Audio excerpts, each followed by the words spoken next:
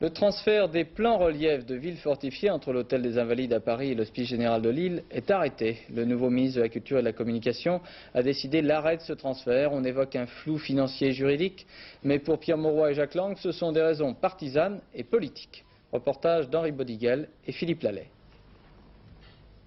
C'est Louis XIV qui avait commandé à Vauban ces plans reliefs de villes et de forteresses. Conçus pour l'instruction des officiers généraux, puis devenus sans objet du fait des progrès de la stratégie militaire, ces maquettes ont été entreposées depuis le XVIIIe siècle dans les combles des Invalides. Il a fallu attendre 1983 et la décentralisation culturelle pour que décision fût prise d'envoyer et d'exposer la collection à Lille. Et aujourd'hui, le nouveau ministère de la Culture veut la faire revenir à Paris. Il s'agit pour nous d'arrêter une opération politique, précisément. C'est une opération technique, cette suspension du transfert. Une mesure provisoire, conservatoire, qui va nous permettre d'avoir le temps d'étudier le cadre approprié pour accueillir ce qui est un véritable trésor du patrimoine français. Pour l'instant, en effet, les locaux de Lille ne sont pas prêts.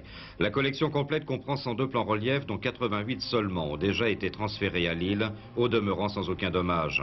Mais l'idée d'un transfert vers la province datait cependant de plusieurs années. La décision du transfert a été décidée sous le septennat de M. Giscard d'Estaing. Alors nous n'avons fait que confirmer cette décision de transfert et nous avons décidé effectivement, oui, que cette collection irait à Lille. Pourquoi à Lille? Parce que Lille porte de France le long de la frontière. Parce qu'à Lille, Vauban a vécu pendant plus de 20 ans, parce qu'à Lille, il y avait un très bel édifice du XVIIIe siècle pour pouvoir accueillir cette collection. André Malraux avait été le premier, en 1954, à envisager la sauvegarde de ces maquettes uniques au monde. Aujourd'hui, alors qu'une décision a été prise, Jacques Lang espère que l'État respectera les engagements pris. Lorsque je suis devenu ministre de la Culture, mon premier souci n'a pas été de casser l'œuvre de mon prédécesseur.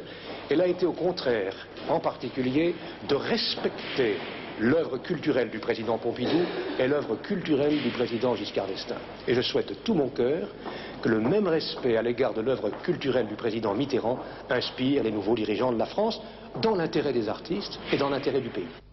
Ainsi, après 2 siècles passés dans l'ombre, le public devra, semble-t-il, attendre encore pour voir ces plans reliefs au grand jour.